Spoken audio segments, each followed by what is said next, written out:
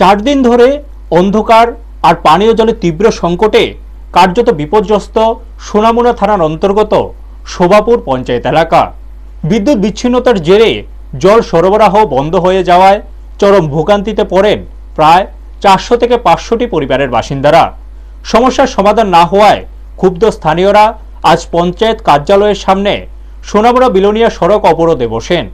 এর ফলে রাস্তার দুধারে দীর্ঘক্ষণ ধরে আটকে পড়ে অসংখ্য যাত্রীবাহী যানবাহন, সৃষ্টি হয় তীব্র যানজট।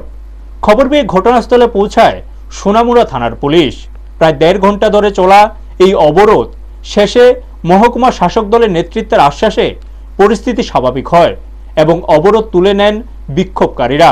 তবে দীর্ঘদিন ধরে মৌলিক পরিষেবা থেকে বঞ্চিত হওয়ায় স্থানীয়দের মধ্যে ক্ষোভ এখনো তীব্র আকারে বিরাজ করছে। ব্যুরো রিপোর্ট, নিউজ তৎকাল 24।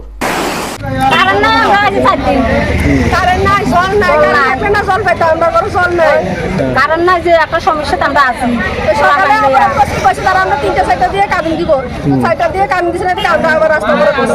কতক্ষণ আছিল অবরোধটা?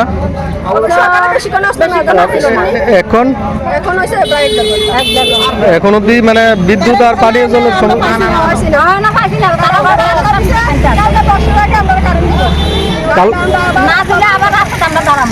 কোন এলাকা এটা?